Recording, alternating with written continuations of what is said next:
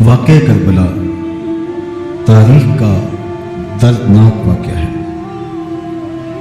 یہ اقتدار کی جنگ نہیں تھی، اقدار کی جنگ تھی۔ دو شخصیتوں کی لڑائی نہیں تھی، دو نظریات کا ٹکراؤ تھا۔ یہ حق اور باطل کا معرکہ تھا۔ یزید ظلم کا استعارہ ہے، حسین ابن علی امن کی علامت ہے۔ یزید جبر کا پتلا ہے، حسین صبر کا پیکر ہے۔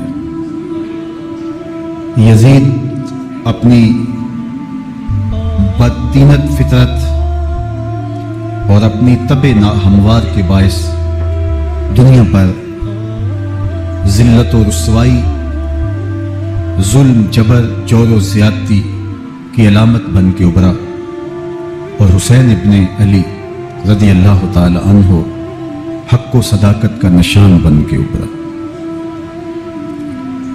کربلا کے تپتے ہوئے ریگزار میں حسینی اور یزیدی دو کردار سامنے آتے ہیں۔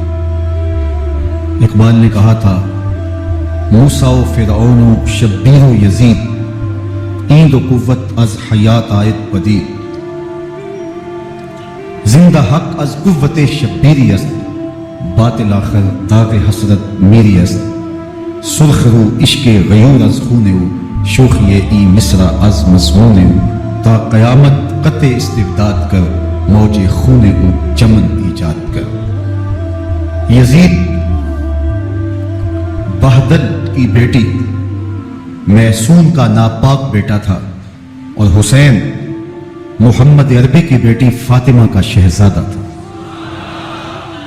یزید دمشق کے اطراف میں سرجون اور جریر اختل جیسے اوباشوں کے جھرمٹ میں پل کے جوان ہوا۔ حسین کے گھر کا دروازہ مسجد نبوی کے اندر کھلتا تھا۔ یزید نشے میں دھت ہو کر کے نمازیں چھوڑ دیتا تھا۔ حسین کی کربلا کے اندر بھی نماز تہجد قضا نہیں ہوئی۔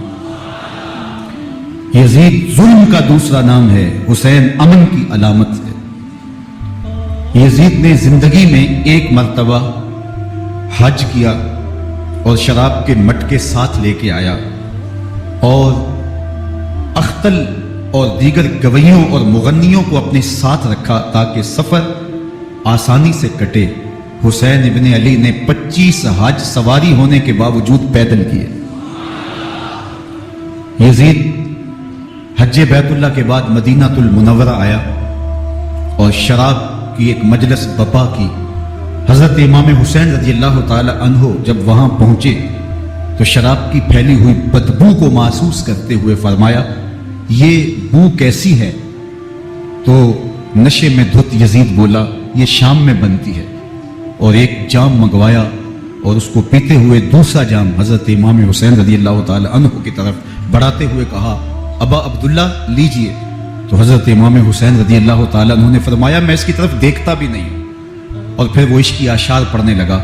جب یزید کی شراب نوشی کا منظر امام حسین رضی اللہ تعالیٰ عنہ اپنی آنکھوں سے دیکھ چکے تھے تو مجھے بتاؤ یزید کے ہاتھ پہ امام حسین کا پاک ہاتھ کیسے آتا؟ حضرت امام حسین رضی اللہ تعالیٰ عنہ جس ماحول میں پلے تھے، جس ماحول میں پرورش پائی تھی، جس ماحول میں رہے تھے، وہ پاکیزہ اور تقدس ماحول تھا۔ اور یزید کبھی اطراف دمشق میں، کبھی غوطہ میں، کبھی الخزرہ محل میں، اور کبھی کہاں اور کبھی کہاں داد عیش دیتا رہا اور لہو و لعب کے اندر مصروف رہا، اور اس کی زندگی ان چیزوں سے عبارت تھی۔ وہ محرمات کو حلال قرار دیتا، شراب نوشی اس کی ہڈیوں میں رچی ہوئی تھی، اور شریعت بیضا کا مذاق اڑایا کرتا۔ اور حسین ابن علی رضی اللہ تعالی عنہ کی دوستیاں جن لوگوں سے تھی وہ عبداللہ ابن عباس تھے، عبداللہ ابن عمر تھے، حضرت عبد الرحمن بن ابو بکر رضی اللہ تعالی عنہ تھے۔ یزید تو جوا کھیلتا رہا، یزید تو قمار بازی کرتا رہا، یزید تو شراب نوشی کرتا رہا، اور حسین ابن علی مسجد نبوی کے ممبر میں حضور کے پہلوؤں میں بیٹھتے۔ زمانے نے وہ منظر دیکھا کہ سرخ رنگ کے جوڑے پہنے ہوئے حسنین کریمین حجرہ فاطمہ سے نکلتے ہیں، کم عمری کی وجہ سے کبھی گرتے ہیں کبھی سنبھلتے ہیں، اور آقا کریم خطبہ ارشاد کر رہے ہیں، خطبہ چھوڑ کے حضور نے شہزادوں کو اٹھا لیا۔ وہ منظر بھی زمانے نے دیکھا۔ حضرت عبداللہ بن شداد کہتے ہیں کہ حضور سجدے میں تھے اور سجدہ اتنا طویل ہو گیا، ہمیں لگا یا تو وحی کا نزول ہو رہا ہے یا پھر اللہ کا حکم آ گیا اور اللہ کے محبوب کی روح قبض کر لی گئی۔ لیکن میں نے جب نظریں اٹھا کے نکھیوں سے دیکھا تو کیا منظر تھا کہ حسین ابن علی حضور کی پشت پہ بیٹھے ہوئے اور میرے آقا سجدے کو طول دے رہے ہیں۔ اللہ اکبر! حسین کے لیے پیغمبر کے سجدوں کو طول دیا جا رہا ہے۔ حسین ابن علی کبھی ممبر پہ حضور کی اطراف میں بیٹھتے ہیں، وہ منظر بھی دنیا نے دیکھا کہ حضور کے مبارک کندھوں پر حسین ابن علی بیٹھے ہیں اور حضور کی زلفوں کو پکڑا ہوا ہے۔ تو حضرت عمر رضی اللہ تعالیٰ عنہ دیکھ کے کہتے ہیں واہ واہ کیسی سواری میسر آئی حسین ابن علی کو۔ تو میرے آقا مسکرا کے کہتے ہیں عمر سواری دیکھتے ہو سوار بھی تو دیکھو۔ اللہ اکبر! حضرت اسامہ بن زید بن حارثہ رضی اللہ تعالیٰ عنہ فرماتے ہیں رات کا ایک پہر گزر گیا اور مجھے حضور سے کوئی کام تھا۔ میں آقا کریم کی خدمت میں حاضر ہوا، در دولت پہ دستک دی، حضور تشریف لائے تو چادر اوڑی تھی، بکل کی ہوئی تھی میرے حضور نے، تو میں نے اپنی حاجت کہی تو حضور نے میری حاجت پوری کر دی۔ لیکن ایک منظر میں نے دیکھا کہ حضور نے جو چادر کی بکل فرمائی تھی اس کے اطراف میں پہلوؤں میں ابھار تھے جس طرح اندر کوئی ہو۔ مجھ سے نہ رہا گیا، میں نے پوچھ لیا، میں نے کہا بندہ نواز چادر کے اندر کیا ہے؟ فکاشفہ، تو حضور نے چادر کو کھول دیا۔ فائز الحسن والحسین علی ورکہ، تو کہتے ہیں میں نے اپنی آنکھوں سے دیکھا ایک پہلو سے امام حسین لپٹے ہوئے تھے، ایک پہلو سے امام حسن لپٹے ہوئے تھے۔ فرمایا یہ میرے بیٹے ہیں، یہ میری بیٹی کے بیٹے ہیں، اے اللہ میں ان سے پیار کرتا ہوں، تو بھی ان سے پیار کر، جو ان سے پیار کرے اس سے بھی پیار کر۔ ان کی محبت کا درس دیا، ان کے پیار کا سبق پڑھایا، کہا ان سے پیار کرنے والا میرے سے پیار کرنے والا ہے، ان سے بغض رکھنے والا میرے سے بغض رکھنے والا ہے۔ ان کی تکلیف حضور کو بے چین کر دیتی تھی۔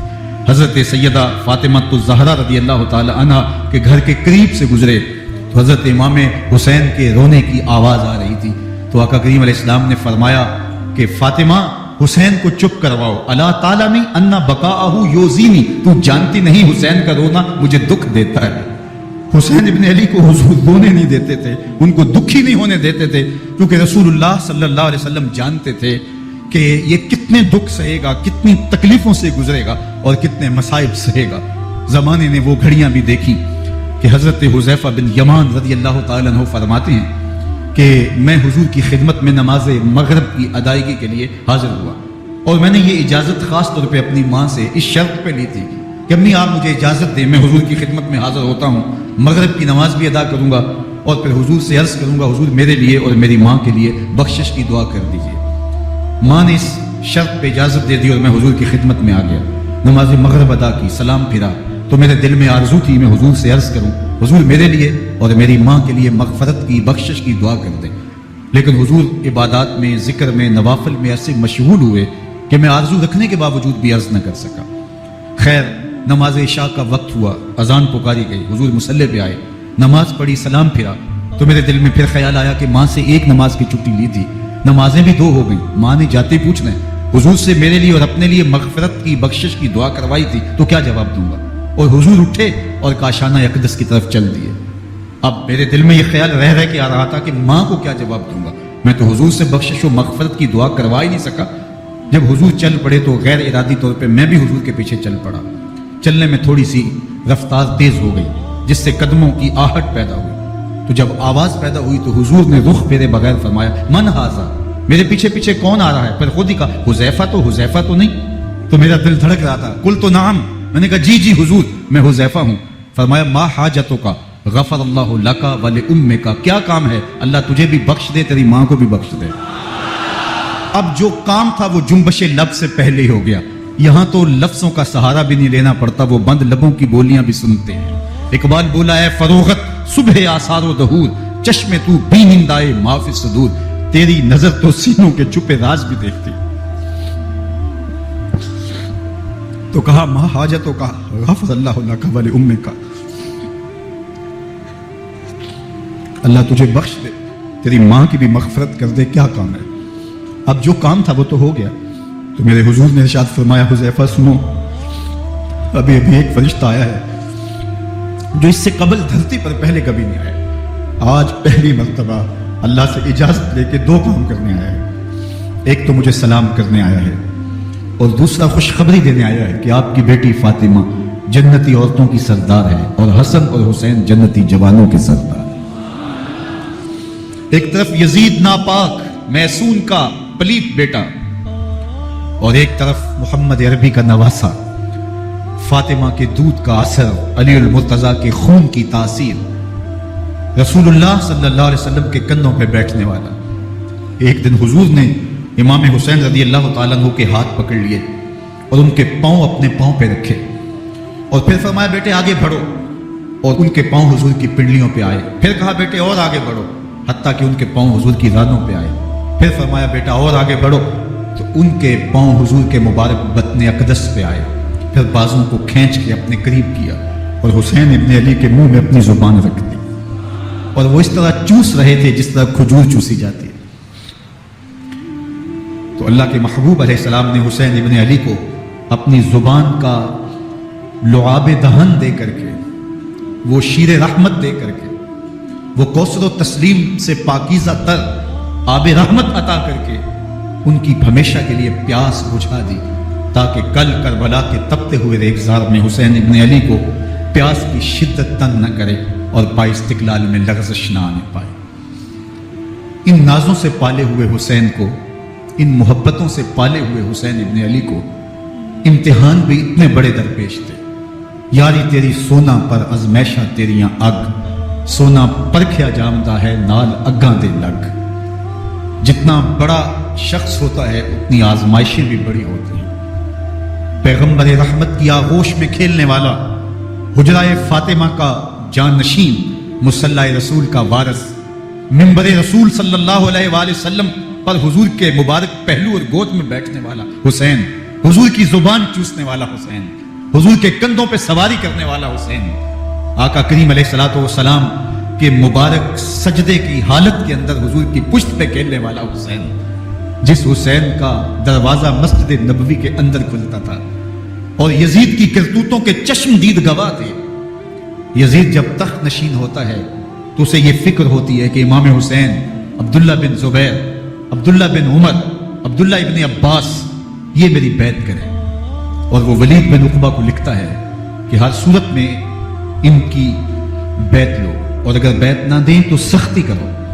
حضرت امام حسین رضی اللہ تعالی عنہ کو بلاوا آتا ہے کہ آپ کو دارالامارت میں گورنر ہاؤس میں بلایا جا رہا ہے۔ ولید بن عقبہ کا پیغام آپ کو پہنچتا ہے۔ آپ اس وقت فرماتے ہیں کہ اس وقت جو پیغام پہنچا ہے وہ کسی خطرے سے خالی نہیں ہے، تو کچھ سواروں کو ساتھ لیا، کہا تم دارالامارت کے باہر کھڑے رہنا، اگر میری آواز بلند ہوئی تو اندر آ جانا، ورنہ تم انتظار کرنا۔ آپ اندر گئے۔ ولید بن عقبہ نے مروان کو بھی بلایا تھا۔ مروان بن حکم یہ گورنر مدینہ ولید سے پہلے رہ چکا ہے، تو اس نے مشورہ دیا کہ سختی کی جائے۔ خیر ولید بن عقبہ نے کہا کہ یہ خط ہے، حضرت امیر معاویہ کا انتقال ہو گیا اور یزید تخت نشین ہوا ہے، لہٰذا وہ آپ سے بیعت کا مطالبہ کرتا ہے۔ تو حضرت امام حسین رضی اللہ تعالیٰ عنہ نے فرمایا کہ میرے جیسا شخص یوں چھپ کے بیعت نہیں کر سکتا، اور آپ واپس پلٹے۔ مروان بن حکم نے ولید بن عقبہ کو کہا کہ یہ موقع ہے جانے نہ دیا جائے، اگر یہ نکل گئے تو دوبارہ تم قابو نہیں پاس رکھو گے اور انہیں یہیں قتل کر دیا جائے۔ حضرت امام حسین رضی اللہ تعالیٰ عنہ نے یہ بات سن لی۔ کہتے ہیں حضرت امام حسین انہی قدموں کے بل واپس پلٹے اور مروان بن حکم سے مخاطب ہو کے کہا، مروان کیا بول رہا ہے؟ وہ خاموش ہو گیا۔ فرمایا تو جانتا نہیں ہم کون ہیں؟ آنا حسین ابن علی ابن ابی طالب، میں حسین ہوں، میں علی کا بیٹا ہوں۔ ہمارے گھر میں قرآن اترتا رہا ہے، وحی کا نزول ہوتا رہا، اور یزید فاسق ہے، فاجر ہے، مسلمانوں کا قاتل ہے اور شرابی ہے۔ میں ڈنکے کی چوٹ پہ یزید کی بیعت سے انکار کرتا ہوں۔ بس حیدری کچھار سے محمدی شیر نکل آیا۔ اب اوسان خطا ہو گئے، راستہ چھوڑ دیا، واپس آئے، سیدہ زینب سے ملے، کہا مدینے کو چھوڑنا پڑے گا۔ کہا بھیا کیا ہوا؟ کہا یزید بیعت لینے پہ مصر ہے اور میں کسی صورت بھی بیعت نہیں کروں گا۔ رسول اللہ کا مدینہ ہمارے خون سے لالہ زار بنے گا، میں نہیں چاہتا کہ حضور کہ شہر نور کی حرمت پامال ہو۔ دوستو وہ کیسا منظر ہوگا جب حسین ابن علی نے آخری حاضری حضور کے روزے پہ دی ہو۔ حاجی یا معتمر 10 دن کے لیے، 8 دن کے لیے، 20 دن کے لیے مدینہ المنورہ عارضی سکونت اختیار کرتا ہے، اور حضور کے روضہ انور سے، اس شہر نور سے، ان گلیوں سے، ان بام و در سے ایسا مانوس ہو جاتا ہے کہ جب واپس پلٹ رہا ہوتا ہے ان دعاؤں کے ساتھ کہ دوبارہ آنا بھی نصیب ہو، اور اسے لگتا ہے کہ میں دوبارہ بھی بلایا جاؤں گا، لیکن اس کے باوجود شہر حبیب چھوڑنا قیامت سے کم نہیں ہوتا۔ اعظم چشتی مرحوم آخری بار جب حضور کے روضہ انور پہ گئے تو بیمار تھے، ویل چیئر پہ تھے۔ باب بقی سے باہر نکلے تو خادم سے کہا کہ میری ویل چیئر پیچھے سے کھینچو تاکہ میرا رخ روضہ انور کی طرف رہے، اور وہ پیچھے سے کھینچتا چلا جا رہا ہے، اور جب باب مکہ سے پیچھے جنت البقیع کے قریب سے گنبد خضرا نگاہوں سے اوجل ہونے لگا تو اعظم چشتی مرحوم نے کہا جاں بدن سے نکلتی ہے اعظم، جاں بدن سے نکلتی ہے اعظم، کوئی آسان ہے مدینے سے جدا ہونا، کوئی آسان ہے مدینے سے جدا ہونا۔ یہ اس شخص کی کہانی ہے جو 10 دن، 5 دن، مہینہ، 2 ماہ وہاں رہتا ہے اور پھر اس شہر کو چھوڑ کے آنا اس کے لیے آسان نہیں ہوتا۔ اور مجھے بتاؤ کہ حسین جو پیدا مدینے میں ہوا، جس کے گھر کا دروازہ مسجد نبوی کے اندر کھلتا تھا، جو مسجد نبوی کے اندر پرورش پا کے جوان ہوتا ہے اور مدینے کی گلیوں میں کھیلتا رہا، اس حسین ابن علی کے لیے مدینہ چھوڑنا، اور پھر وہ اس بات کا علم اور شعور رکھتے تھے کہ یہ آخری بار حضور کے در پہ حاضری ہے، دوبارہ اس شہر نور میں نہیں آ سکوں گا، تو کیا قیامت ہوگی اور کیا منظر ہوگا۔ محمد بن حنفیہ کے علاوہ خاندان نبوت کے جتنے لوگ تھے ان سب نے شہر مدینہ کو الوداع کہا، اور رات کے موقع میں مدینہ المنورہ کو، مسجد نبوی کو چھوڑ کر کے مکہ کی جانب عازم سفر ہوئے۔ 3 شعبان المعظم کو مکہ المکرمہ پہنچتے ہیں، ادھر کوفیوں کے خطوط آنے شروع ہو جاتے ہیں۔ حضرت امام حسین رضی اللہ تعالیٰ عنہ مسلم بن عقیل رضی اللہ تعالیٰ عنہ کو صورتحال معلوم کرنے کے لیے بھیج دیتے ہیں۔ 40,000 کوفی آپ کے ہاتھ پہ بیعت کر دیتے ہیں۔ ادھر 25 پیدل حج کرنے والے حضرت امام حسین 8 ذی الحج کو احرام باندھتے ہیں، لیکن آپ کو پتہ چلتا ہے کہ حاجیوں کے روپ میں قاتل چھپا دیے گئے، تو آپ اس احرام کو حج کی بجائے عمرے میں بدلتے ہیں اور کوفے کی جانب عازم سفر ہوتے ہیں۔ کائنات والو، ذرا سینے پہ ہاتھ رکھ کے دیکھو کہ یہ کتنا مشکل مرحلہ تھا۔ اس دین کی آبرو کو بچانے کے لیے حضرت امام حسین رضی اللہ تعالیٰ عنہ نے کتنا بڑا قدم اٹھایا۔ آپ کے بہیخہ دوست احباب عبداللہ بن عمر یہ سارے روکتے ہیں، عبداللہ بن عباس کہتے ہیں حضرت نہ جائیے، الکوفی لا یوفی، کوفی کبھی وفا نہیں کرتے، آپ کے والد کو وہاں شہید کیا گیا، لیکن آپ ایک فرض کو نبھانے جا رہے ہیں۔ میرے غم گسارو، میرے مہربانوں، نہ روکو مجھ کو جانے دو، مجھے نانے کے دی کی ڈوبتی کشتی بچانے دو، میں چاہتا ہوں کہ دنیا پر وفا کا نام رہ جائے، میں رہوں نہ رہوں پر عظمت اسلام رہ جائے۔ میں نہیں جاتا تو نبی کے گھر کی آن جاتی ہے، میں نہیں جاتا تو نبی کے گھر کی آن جاتی ہے، تمہارا دین جاتا ہے، میری غیرت ایمان جاتی ہے۔ حضرت امام حسین یہاں سے چلتے ہیں، ابھی راستے میں ہی پہنچتے ہیں کہ یہ خبر آتی ہے کہ کوفے والوں نے بے وفائی کر دی، حضرت مسلم بن عقیل رضی اللہ تعالیٰ عنہ کو شہید کر دیا گیا، نعمان بن بشیر معزول کر دیے گئے، ابن مرجانہ ابن زیاد وہاں متعین کر دیا گیا جو سخت گیر شخص تھا، اور اس نے لوگوں کو ڈرایا دھمکایا اور کوفے کے لوگوں کے دل بدل گئے اور وہ بیتیں توڑنے لگے۔ وہ منظر مسجد کوفہ کا کتنا دل گداز تھا، جب امام نماز کے لیے کھڑے ہوئے تو 40,000 لوگ آپ کے پیچھے تھا، جب سلام پھیرا اور امام نے دیکھا کہ پیچھے لوگ نہیں ہیں، پھر لوگوں نے اپنے دروازے بھی بند کر لیے۔ رات کی تنہائیاں ہیں اور حضرت مسلم بن عقیل کو کوئی پناہ دینے والا نہیں، لوگوں نے دروازے بند کر لیے کہ کہیں ہمارے گھر میں نہ آ جائیں اور ہم مشقت اور حکومتی تشدد کا شکار نہ ہوں۔ کتنا دردناک لمحہ ہے حضرت مسلم بن عقیل رضی اللہ تعالیٰ عنہ پہ، اور پھر حضرت مسلم بن عقیل بے دردی سے شہید کر دیے جاتے ہیں۔ آپ ابھی راستے میں ہیں، یہ ساری کہانی پہنچتی ہے کہ حضرت مسلم شہید کر دیے گئے اور بے دردی سے شہید کر دیے گئے۔ وہ جنہوں نے خط لکھے تھے کہ ہم آپ کے ساتھ ہیں اور ہم منتظر ہیں، چشم برا ہیں، آپ کے قدموں کی چاپ سننے کے لیے بےتاب ہیں، آج انہوں نے بیتیں توڑ دی۔ 40,000 کوفی منحرف ہو گئے۔ مسجد کوفہ کا وہ منظر کس قدر روح کو تڑپا دینے والا تھا۔ ہم پچھلے سال عصر اور مغرب کے درمیان جب کوفہ پہنچے تو سورج ڈوبنے کے قریب تھا۔ میں نے اپنی زندگی میں اتنا اداس موسم کہیں نہیں دیکھا جتنا اداس موسم کوفے میں دیکھا۔ ایسے لگتا تھا جس طرح کوفے کی آب و ہوا آج بھی شرمندہ ہے۔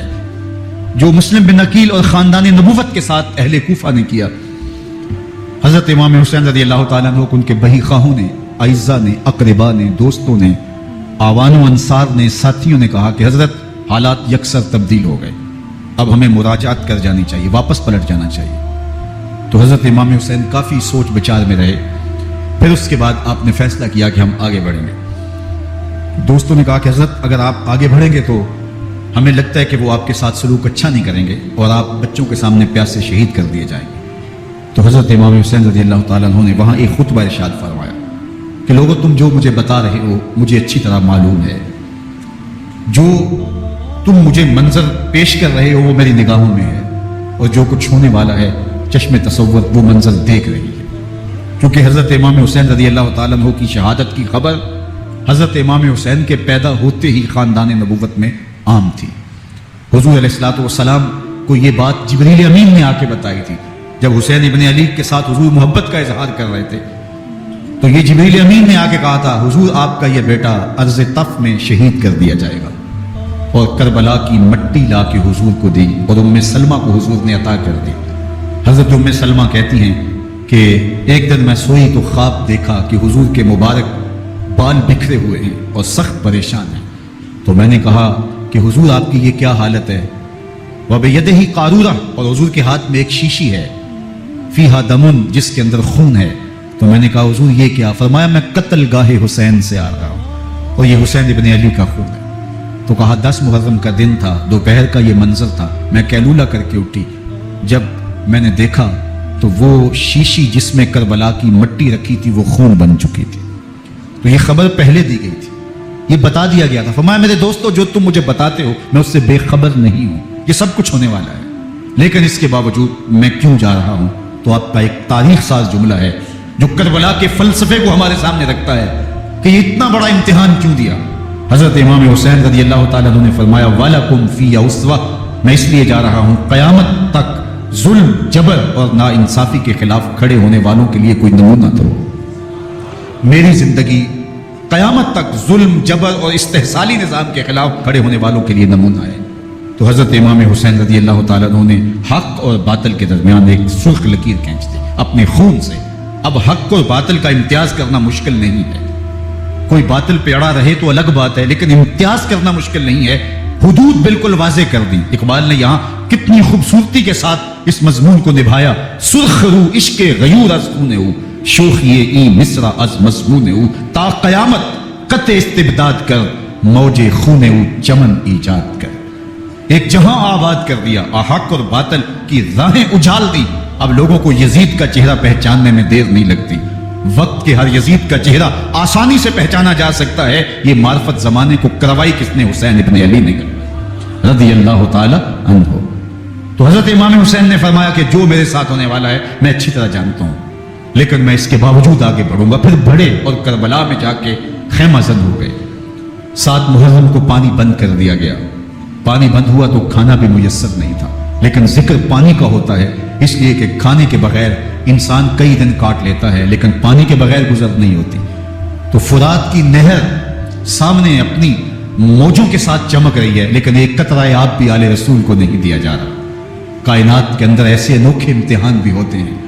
وارثوں ساقی کوثر کے، مالک ہوں حوض کوثر کے اور بیٹے ہوں ساقی کوثر کے، اور آج ایک بوند پانی کی بھی میسر نہ ہو۔ صبر کا امتحان ہے، عزیمت کا امتحان ہے۔ حضرت امام حسین رضی اللہ تعالیٰ عنہ خیمہ زن ہو گئے، 3 دن تک پانی بند رہتا ہے۔ 9 محرم کو رات کی تنہائی میں حملہ آور ہونا چاہتے ہیں، لیکن آپ نے کہا کہ ہمیں اللہ کے حضور عبادت اور ذکر کے لیے وقت دیا جائے۔ ساری رات ذکر میں گزرتی ہے، عبادات میں گزرتی ہے۔ رات کے اندھیرے میں آپ چراغ بجھا دیتے ہیں۔ آوان و انصار کو کہتے ہیں کہ ان کی دشمنی میرے ساتھ ہے، انہیں میرا خون چاہیے، اگر تم رات کی تاریکی میں نکل جاؤ تو میں تم سے کوئی مواخذہ نہیں کروں گا، اور یہ بھی تمہارا پیچھا نہیں کریں گے، اس لیے کہ ان کا مطلوب تم نہیں ہو، ان کا مطلوب میں ہوں۔ جب چراغ جلایا تو کوئی بھی نہیں گیا۔ مسلم بن اوسجہ کھڑے ہو کے کہتے ہیں، حضرت اگر ہمارے بدن کو 70 بار کاٹا جائے اور جلایا جائے اور ہواؤں میں اڑا دیا جائے پھر بھی آپ کا ساتھ نہیں چھوڑیں گے۔ 70 سال کے بوڑھے ہیں حبیب بن مظاہر، کہتے ہیں حضرت آپ کو چھوڑ کے جائیں کہاں، آپ کو چھوڑ کے جائیں کہاں؟ کوئی ساتھ چھوڑنے کے لیے تیار نہیں ہے۔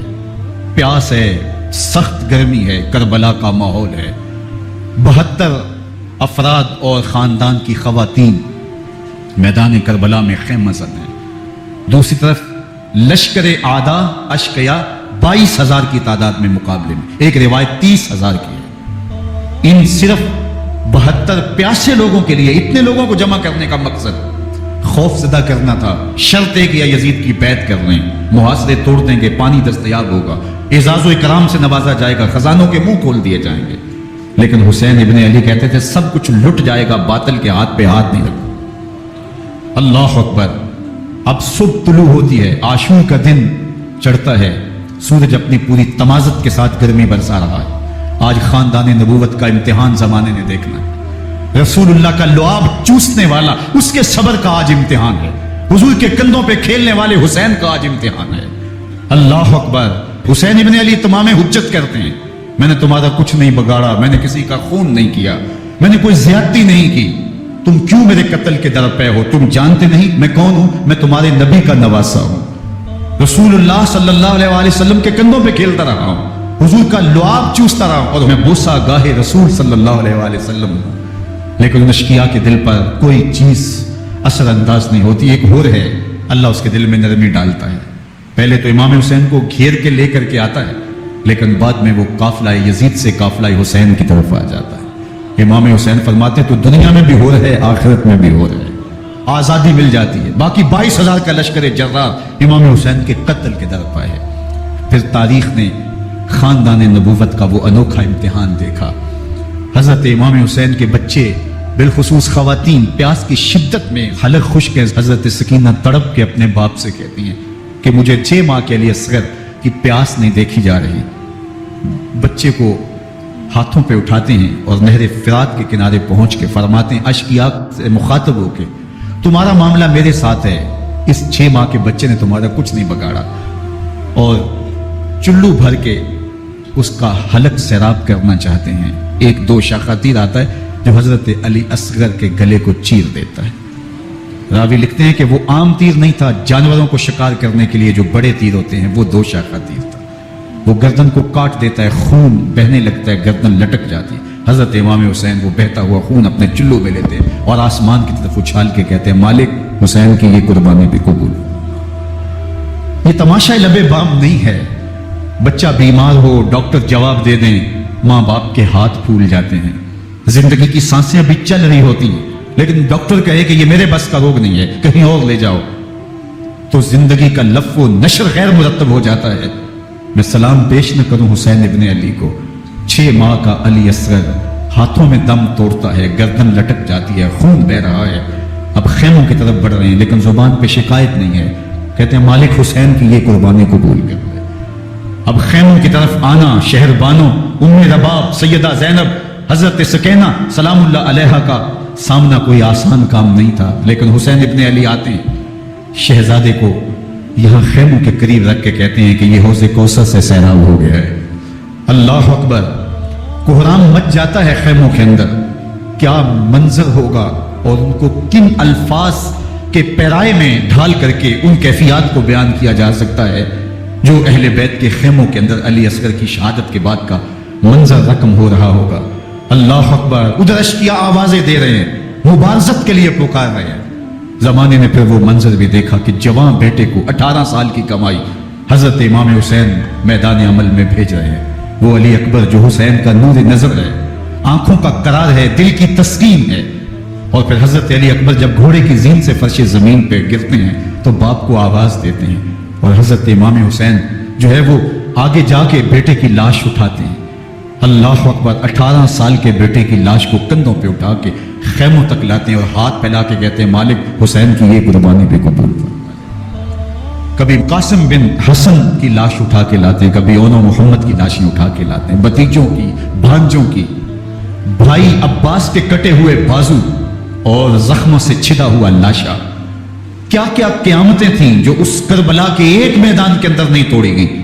حضرت امام حسین پر دکھ پہ دکھ، تکلیفوں پہ تکلیفیں، اب 71 لاشیں اٹھا کے خیموں تک پہنچا چکے، اور ادھر مبارزت کی دعوت دی جا رہی، آؤ میدان عمل میں آؤ، اب دیر کیوں کر رہے ہو۔ رسول اللہ کا حرم، رسول اللہ کی شہزادیاں جو نازوں میں پلی تھی، وہ کلیاں جو شبنم کا بوجھ بھی گوارا نہیں کر سکتی تھی، آج مصیبتوں کے پہاڑ ٹوٹ گئے۔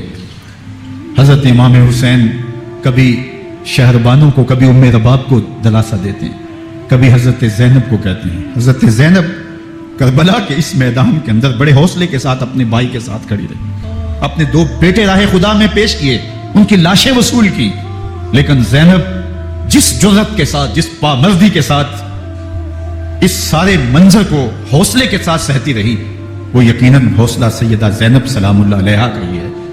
لیکن یہ وہ منظر تھا کہ زینب کا دل بھی ڈول گیا جب حسین ابن علی گھوڑے پہ بیٹھنے لگے، اور ان کو گھوڑے میں بٹھانے والا کوئی نہیں تھا، اور جو بھی سوار جاتا پھر واپس اس کی لاش ہی آتی اور حسین ابن علی لے کے آتے۔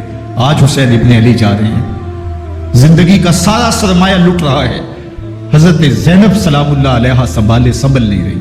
حضرت امام رضی اللہ تعالیٰ عنہ اٹھے اور آپ نے حضرت زینب کو صبر کی تلقین کی اور کہا کہ صبر ہی بہترین ذریعہ ہے اور اللہ کی قربت کا ایک بہترین سبب ہے، اور ان کو صبر کی تلقین کرتے ہوئے فرمایا کہ میرے بعد تم نے اس ذمہ داری کو سنبھالنا ہے، اور ان مخدرات اسلام کی، ان شہزادیوں کے پردے کی تم نے حفاظت کرنی ہے۔ اور پھر گھوڑے کی زین کس کے امام حسین لشکر اشکیا کی طرف بڑھتے ہیں۔ اب خیموں سے سسکیوں کی آواز آ رہی ہے، ان کا سردار، ان کا تاجدار آج سب کو چھوڑ کے کربلا کے میدان کی طرف بڑھ رہا ہے۔ جرم کیا کیا، قصور کیا کیا، اس نے کیا زیادتی کی کہ آج نیزوں اور انیوں کے مقابلے میں 22,000 کا لشکر حضرت امام حسین پہ ٹوٹ پڑتا ہے۔ آپ پھر تمام حجت کرتے ہیں میں نے کسی کو قتل نہیں کیا، خون ناحق نہیں بہایا، میرے خون کے درپے کیوں ہو، اپنی آخرت کیوں برباد کرتے ہو، تم جانتے نہیں میں کون ہوں، میں تمہارے نبی کا نواسا ہوں۔ لیکن ابن زیاد کہتا ہے مقابلے میں آؤ۔ پھر حضرت امام حسین رضی اللہ تعالیٰ عنہ مقابلے میں آتے ہیں، اور جب گھوڑے کو ایڑ لگا کے دشمن اشکیا پہ ٹوٹتے ہیں تو پھر ایسا منظر ہوتا ہے کہ وہ بھیڑ بکریوں کی طرح آگے بھاگتے ہیں۔ 71 زخم کلیجے پہ لیے شجاعت کا یہ پیکر جب میدان میں آتا ہے، آواز آتی ہے یہ کون ذی وقار ہے، بلا کا شاہ سوار ہے، لباس ہے پھٹا ہوا، غبار سے اٹا ہوا، تمام جسم نازنی چدا ہوا کٹا ہوا، یہ نبی کا نور عین ہے، یہ بال یقین یہ حسین ابن علی رضی اللہ تعالیٰ عنہ۔ پھر چاند بادلوں میں گھر جاتا ہے، شامی ہنڈے تیر برساتے ہیں، تلواروں سے آپ کے بدن پر ضربیں لگاتے ہیں اور نیزوں سے آپ کے بدن کو پرو دیتے ہیں۔ جب آپ کا پیراہن بعد میں اتارا گیا تو آپ کے پیراہن میں 122 سوراخ تیروں کے تھے، 33 زخم تلواروں کے، 34 گھاؤ نیزوں کے تھے۔ جب گھوڑے کی زین سے فرش زمین پر آئے، بدن چھلنی تھا، زخم زخم سے خون بہ رہا تھا، 3 دن کا پیاسا حسین، اللہ اکبر، بدن زخموں سے چور، 71 لاشیں کلیجے پہ لیے، مخدرات اسلام کے پردے کا خیال دل میں الگ ہے، لیکن گھوڑے کی زین سے جب فرش زمین پہ امام حسین آتے ہیں، زبان پہ ہائے نہیں، نالا و شیمن نہیں، चीखो पुकार नहीं, आते ही पेशानी सजदे में रखते हैं और पुकारते हैं अल्लाहुम्मा रदन बिक़ज़ाइका व सब्रन अला बलाइका तस्लीमन लि अमरिका सुबहान रब्बियल आला। मालिक घर लुटा के, बच्चे लुटा के, खानदान सब कुछ कुर्बान करके, अपने बदन को जख्मों से छलनी करवा के, तीरों और नेज़ों की अनियों से अपने आप को जख्मी करवा के तेरे हुजूर सर झुका के ये इकरार करता हूं कि हुसैन तेरी तकदीर पे राजी है। मालिक तू भी बता, तू भी हुसैन पे राजी हुआ है कि नहीं? आवाज आ रही है, इस प्यासे पर अली शेर खुदा को नाज है, इस नवासे पर मोहम्मद मुस्तफा को नाज है। औरों ने भी सजदे किए पर इसका अजब अंदाज है, इसने वो सजदा किया जिस पर खुदा को नाज। हुसैन इब्ने अली रजी अल्लाह ताला अन्हु का सर अनवर दस्ते कातिल ने तब काटा जब वो सजदे में झुका हुआ था। यजीद ने कहा मैं बैत लूंगा, इमाम हुसैन ने कहा कभी भी नहीं दूंगा, ये सर कट सकता है, झुक नहीं सकता। सर काट के नेज़े की नोक पे चढ़ा दिया गया और ये इस बात का ऐलान था कि हम जीत गए और हुसैनी हार गए। और लश्कर यजीद में होगा मच गया, नक्कारे बजने लगे कि हम जीत गए, देखो इमाम हुसैन शहीद कर दिए गए, और सर काट के नेज़े की नोक पे चढ़ाया गया। लेकिन लश्कर यजीद से ही आवाज आई, ये कैसा सर है जो कट के भी सर बुलंदी है, कट गया है फिर भी ऊंचा है।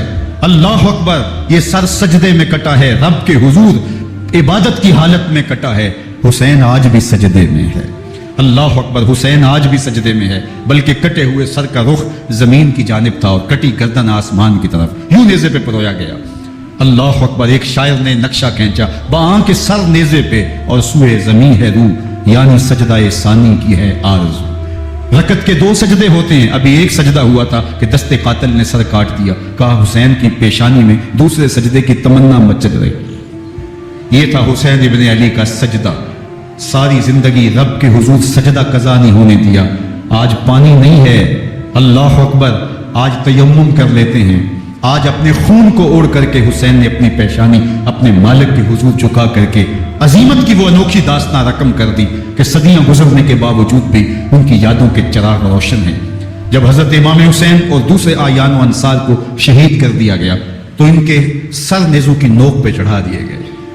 हजरत इमाम हुसैन का कटा हुआ सर और बाकी 71 अफराद के कटे हुए सर नेज़ों की नोक पे, और 10 सवारों को इब्ने साद ने कहा कि इनको रोन दो, और घोड़ों की टापों तले हजरत इमाम हुसैन रज़ी अल्लाह ताला अन्हु और उनके आवानो इंसार को जो है वो रोंदा गया, हत्ता कि उनकी उस्तखान मुबारक, उनकी हड्डियां भी चूर चूर हो गई। रोनने से कबल उनका लिबास उतार लिया, उनके कपड़े उतार लिए गए। अल्लाह अकबर, कैसी दर्दनाक घड़ियां थी। यजीद का सिर्फ यही बद किरदारी का मरहला नहीं था, उस करबला के सहरा के अंदर यजीद ने जिस तरह इमाम हुसैन रज़ी अल्लाह ताला अन्हु को शहीद किया और हजरत इमाम हुसैन के खानदान को शहीद किया, जब मदीनातुल मुनव्वरा पर यजीद ने मुस्लिम बिन उकबा को मुकर्रर किया, जिसको बुजुर्गों ने मुसरब बिन उकबा कहा है, तो उसको कहा 3 दिन तक मदीने का हरम तुम्हारे लिए हलाल होगा, जो चाहो तुम करना, और शामी फौजों को इजाजत होगी। तो वहां भी उन्होंने 10,000 ताबेईन और 700 सहाबा को शहीद किया। हजरत अबू सईद खुदरी रज़ी अल्लाह ताला अन्हु घर से बाहर निकले, काफी बूढ़े हो चुके थे, तो इन्होंने हजरत अबू सईद खुदरी को पकड़ लिया। कहा तुम कौन हो? कहा मुझे अबू सईद खुदरी कहते हैं। तो कहा हाँ तुम्हारा नाम सुना है, और दाढ़ी से पकड़ के खींचा और कहा कि है तुम्हारे पास जो हमें दो। तो कहा कि मेरे पास तो कुछ भी नहीं, मैं तो फकीर आदमी हूं। तो उनके घर उनको ले गए, तो 2 कबूतर रखे थे हजरत अबू सईद खुदरी ने, तो वो कबूतर लूट के ले गए।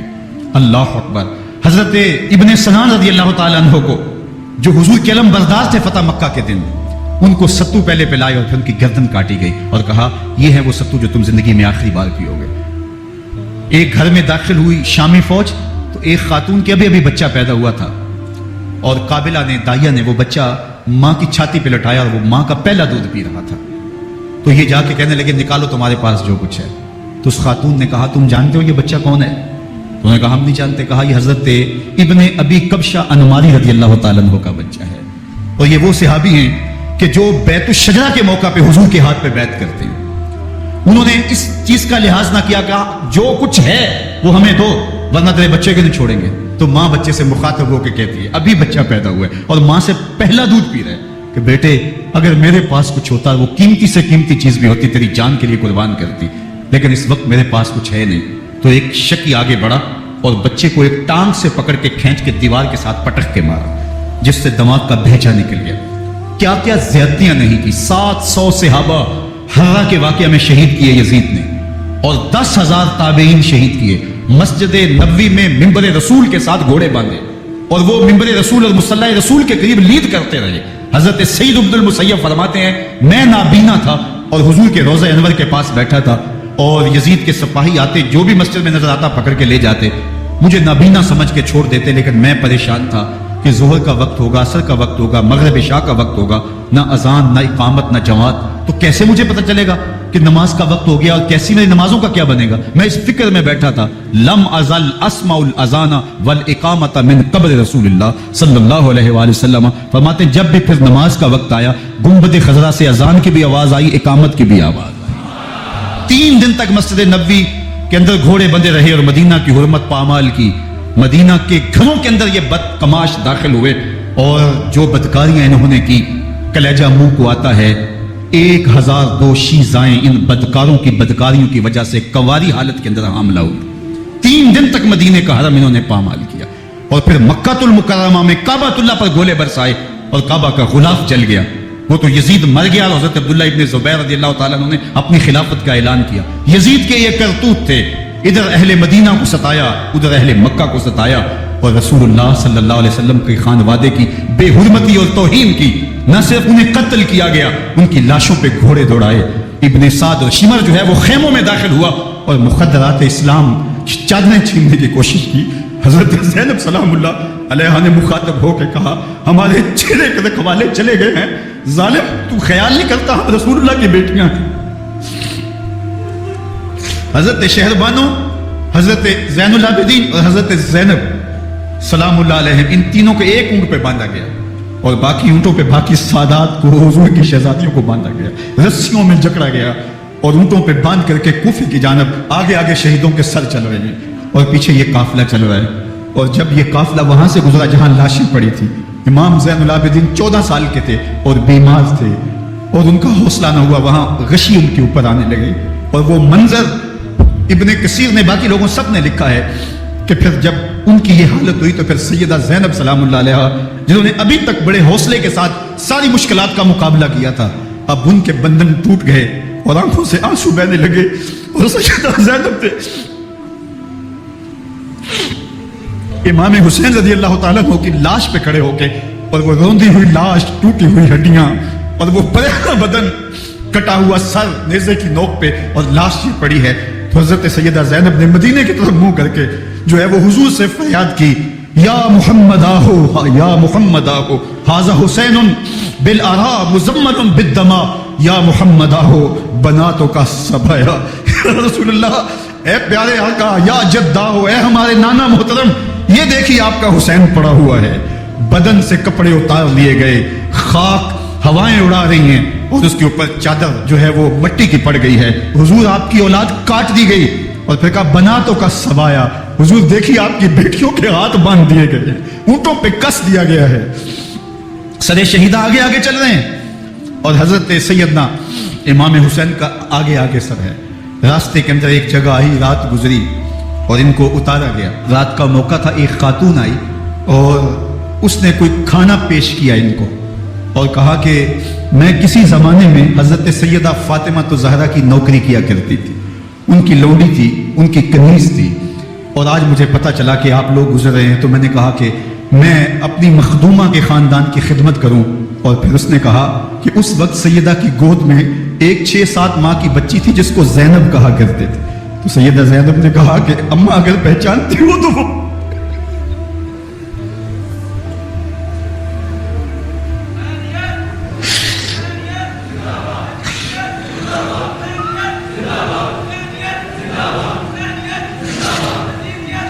یہ تاراج اور لٹا ہوا کارواں پھر وہاں سے کوفے میں کیسے پہنچا، اور کوفے کے اندر سیدہ زینب سلام اللہ علیہ نے وہ یزید کے دربار میں، ابن زیاد کے دربار میں وہ جرأت آمیز جو باتیں کہیں، اللہ اکبر، زینب کی زبان میں علی کی خطابت بول رہی تھی، اور پھر دشمن اور دوست سارے رونے لگے، اور وہ کیا دل گداز منظر تھے، اور پھر یہ سروں کا قافلہ اور سادات کرام کا مشکیں کسی ہوئی ہیں اور اونٹوں پہ باندھے ہوئے ان کو وہاں سے پھر قادسیہ اور قادسیہ سے پھر دمشق یزید کے دربار میں پہنچایا گیا، اور وہاں سے یہ لٹے ہوئے خانمہ برباد تاراج لوگ مدینہ المنورہ میں کیسے پہنچے اور اہل مدینہ نے کیسے استقبال کیا، اور وہ منظر کتنا دلگداز تھا جب اہل مدینہ زینب سے پوچھتے تھے زینب حسین کہاں ہے؟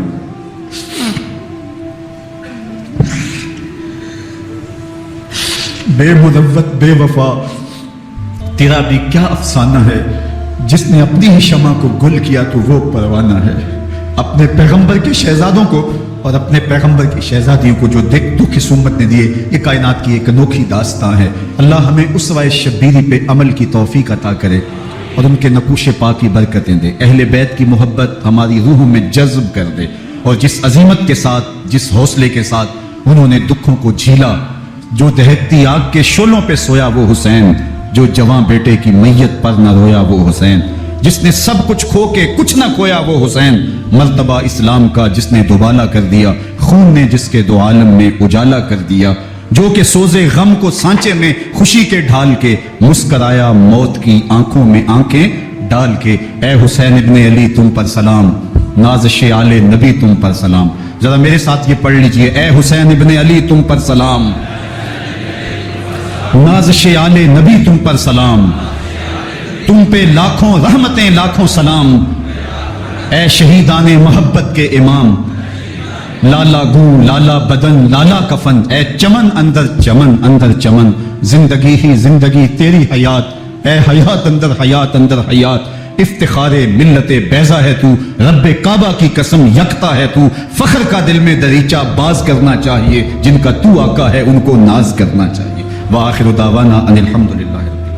10 محرم الحرام کو کربلا کا واقعہ رونما ہوا، تو اس موسم میں اطراف و اکناف عالم میں اس حوالے سے بات ہوتی ہے، ذکر کیا جاتا ہے۔ اہل محبت حضرت امام حسین رضی اللہ تعالی عنہ کے حضور خراج عقیدت اور خراج محبت پیش کرتے ہیں۔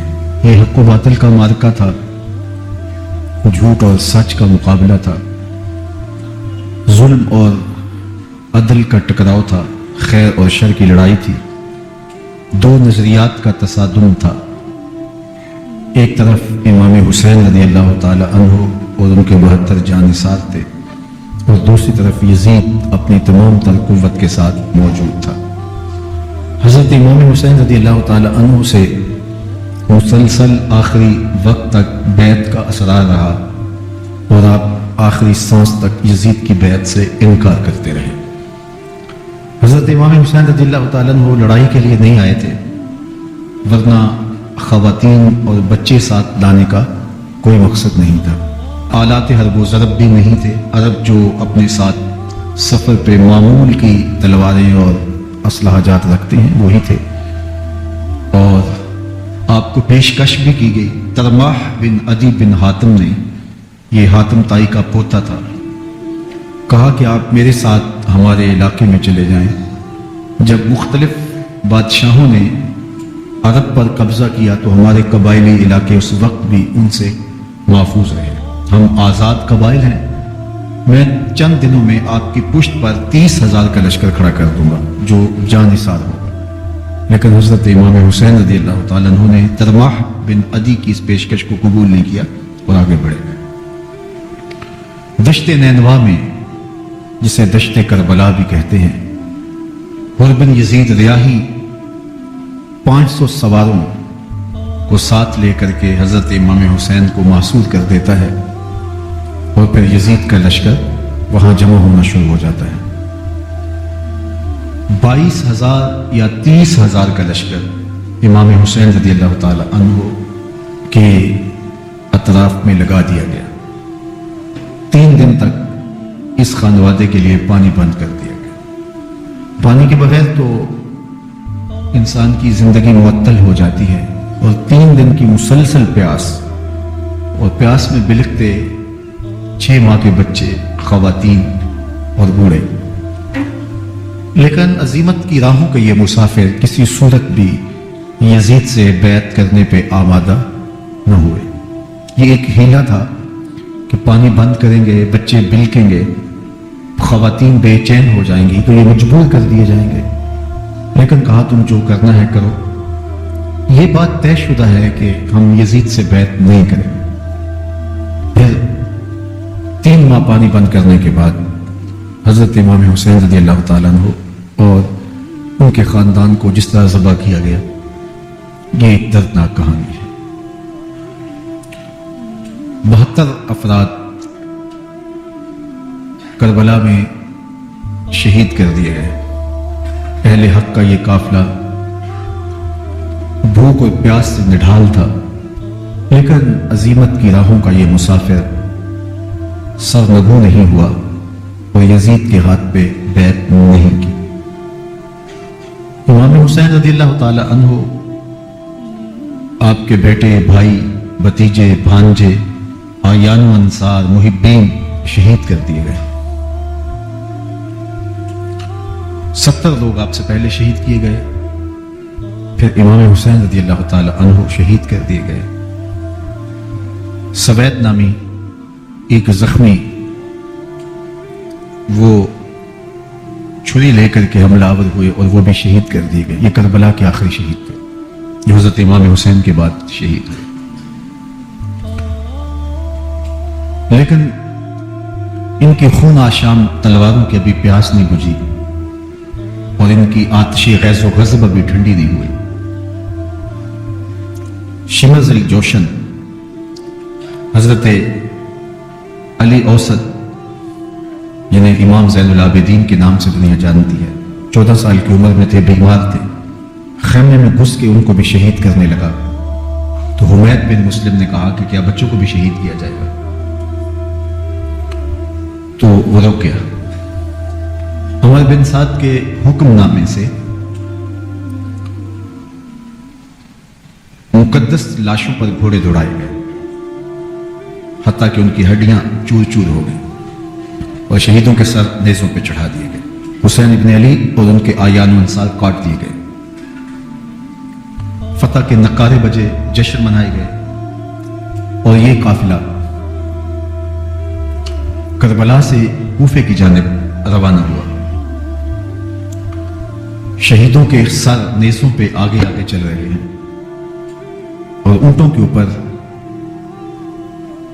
حضور کی بیٹیاں، حضور کی شہزادیاں اور حضرت امام زین العابدین کو باندھا گیا ہے اور یہ تقدس مآب قافلہ کوفے پہنچتا ہے۔ ابن زیاد بہت خوش تھا کہ جیسے اس نے کوئی بہت بڑا کام کر لیا ہو۔ نواسہ رسول کا سر ایک تشت میں رکھا اس کے سامنے تھا اور وہ چھڑی سے آپ کے ہونٹوں اور آپ کے دانتوں پر ضرب لگاتا۔ حضرت زید بن ارقم رضی اللہ تعالی عنہ صحابی رسول اس مجلس میں موجود تھے، وہ کھڑے ہو گئے۔ غصے سے ان کا بدن کانپ رہا تھا اور آپ نے کہا، ظالم، چھڑی کو یہاں سے ہٹا لے، میں نے خود ان آنکھوں سے رسول اللہ کو یہ ہونٹ چومتے ہوئے دیکھا ہے۔ ابن زیاد غصے میں بپھرا ہوا بولا، اگر تو بوڑھا نہ ہوتا تو میں تیری گردن اڑا دیتا۔ حضرت زید بن ارقم روتے ہوئے دربار سے باہر نکلے اور ساتھ اہل کوفہ کو مخاطب کر کے کہا کہ اہل کوفہ، تم نے حسین ابن علی کو شہید کر دیا اور ابن مرجانہ کے غلام بن گئے۔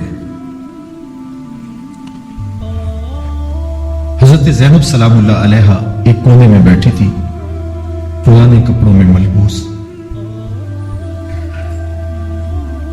ایک وہ وقت بھی تھا کہ سیدہ زینب سلام اللہ علیہا جب کوفے میں آئیں، سید علی المرتضیٰ کے زمانے میں ان کے دور خلافت میں دارالخلافہ کوفہ متعین ہوا، تو یہ مدینے سے کوفے آئیں تو اس وقت کوفے کی معزز خواتین نے ان کا استقبال کیا۔ خلیفۃ المسلمین کی شہزادی، رسول اللہ کی بیٹی سیدہ فاطمہ الزہرا کا عکس حضرت زینب سلام اللہ علیہا کوفے میں داخل ہوئی، تکریم، عزت اور وقار کے ساتھ آپ کا استقبال کیا گیا اور آپ خواتین کو درس قرآن دیتی، حضور کی شریعت سکھاتی. اور آج وہی کوفہ ہے، وہی دیوار و در ہے اور وہی زینب ہے. اور آج زینب کے ساتھ حسین ابن علی کا کٹا ہوا سر ہے. پرانے کپڑوں میں ملبوس حضرت زینب سلام اللہ علیہ آج اسی کوفے میں داخل ہوئی ہے. دارالامارت کے ایک کونے میں تشریف فرما ہے کہ ابن زیاد پوچھتا یہ خاتون کون ہے. حضرت زینب خاموش رہی. اس نے دوسری مرتبہ پوچھا، آپ پھر خاموش رہی. تیسری مرتبہ پوچھا، آپ پھر خاموش رہی. پھر ایک لوڈی نے بتایا یہ زینب بنت علی ہے. تو اس کے سامنے حضرت امام حسین کا کٹا ہوا سر پڑا تھا اور وہ حضرت زینب سے مخاطب ہو کے کہنے لگا کہ اللہ نے تمہیں شکست دی اور یزید بن معاویہ کو فتح عطا کی. تو حضرت زینب سلام اللہ علیہ پھر دربار ابن زیاد میں ایک خوبصورت خطبہ عطا کیا. زینب بول رہی تھی، لگ رہا تھا مولا کائنات بول رہے ہیں. یہ خطبہ بامر مجبوری تھا، ابن زیاد کی خرافات کا جواب تھا. تو ابن زیاد سے اس کا جواب تو نہ بن پڑا، لیکن کہنے لگا کہ بڑی مکفہ اور مسجع گفتگو کی، تمہارا باپ علی بھی بہت اچھا شاعر تھا. تو سیدہ زینب سلام اللہ علیہ نے فرمایا ہمیں مکفہ گفتگو سے کیا غرض، یہ تو ایک حقیقت ہے جو ہم نے بیان کی. تو حضرت علی اوسط امام زین العابدین بھی پاس تھے، تو دیکھ کر کے کہنے لگا کہ یہ لڑکا کون ہے. تو فرمایا میں علی بن حسین ہوں. تو کہا کہ انہیں تو قتل کر دیا گیا. کہا وہ میرے بھائی تھے، ان کا نام بھی علی تھا، میرا نام بھی علی ہے. تو اس نے کہا کہ اس لڑکے کو لے جاؤ اور قتل کر دو. حضرت زینب علی اوسط امام زین العابدین کے ساتھ چمٹ گئی اور کہا کہ اگر تم اسے قتل کرو گے تو اس کے ساتھ مجھے بھی قتل کرنا ہوگا. تو ابن زیاد کہنے لگا کہ یہ عورت سچ کہتی ہے، واقعی اس کے جذبات یہی ہیں. اور الصلاۃ جامعہ کی پکار کے ساتھ مسجد کوفہ میں آ گیا. کوفے کے لوگ سارے ابن زیاد کے سامنے تھے. امام حسین کا کٹا ہوا سر ابن زیاد کے سامنے تھا اور اس نے کہا کہ اللہ نے یزید بن معاویہ کو فتح دی اور کذاب ابن کذاب معاذ اللہ حسین ابن علی کو شکست دی. جب اس نے یہ بات کہی تو عبداللہ بن عفیف الازدی رضی اللہ تعالی عنہ موجود تھے. وہ کھڑے ہو گئے، غصے سے ان کا بدن کانپ رہا تھا اور آپ نے پوری ہمت کے ساتھ ابن زیاد کو جواب دیتے ہوئے کہا، ظالم، حسین سچا، حسین کا باپ بھی سچا. تو جھوٹا، تیرا باپ بھی جھوٹا، جس نے تجھے امیر بنایا وہ بھی جھوٹا. تو ابن زیاد نے جب اپنے بارے عبداللہ بن عفیف سے یہ بات سنی تو اس نے حکم دیا کہ ان کا سر کاٹ دیا جائے. اور پھر حضرت عبداللہ ابن عفیف رضی اللہ تعالی عنہ کو شہید کیا گیا اور ان کی لاش کو سولی چڑھا دیا گیا. حق کی راہ کے یہ مسافر اپنی جان کس طرح راہ خدا میں سپرد کر رہے تھے.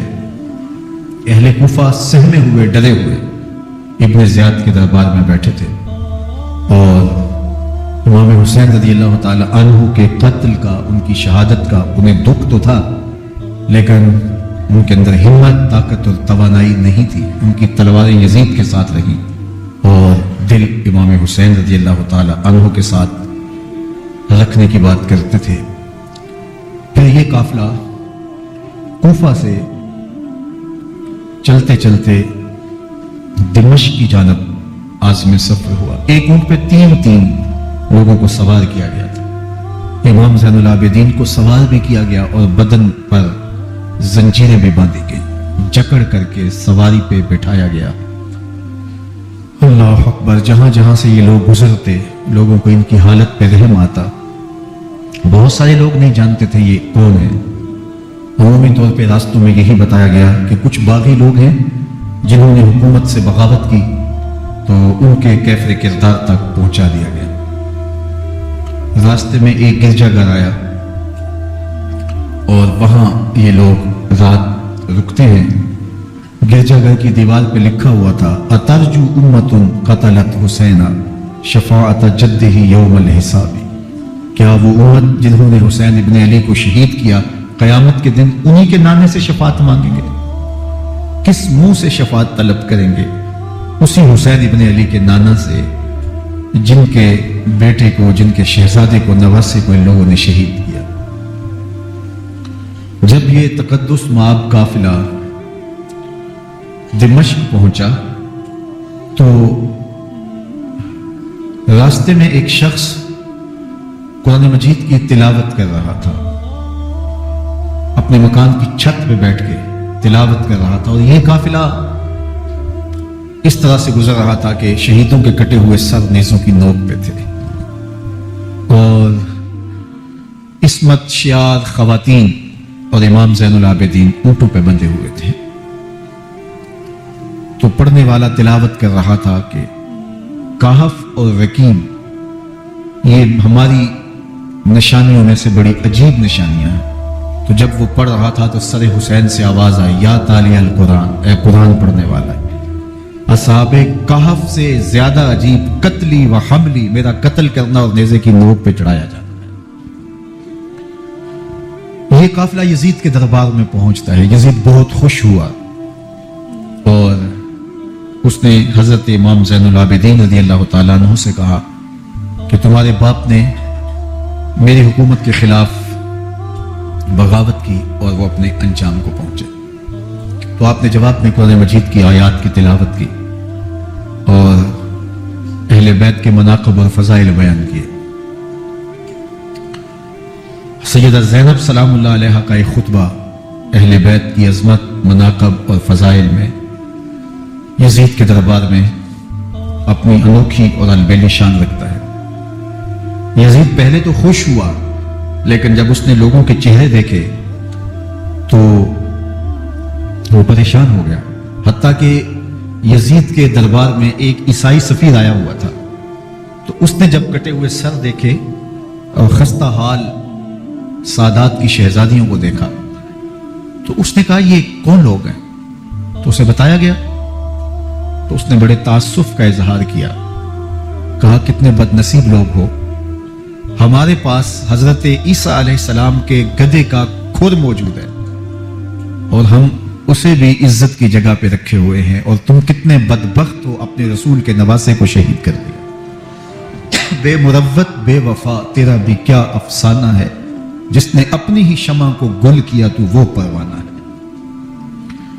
تو یزید نے جب لوگوں کے تیور دیکھے اور بدلتے ہوئے حالات دیکھے تو اس نے تعصف کا اظہار کیا اور کہا اللہ برا کرے ابن زیاد کا، وہ امام حسین کو میرے تک پہنچنے دیتا تو میں ان سے اچھا معاملہ کر لیتا۔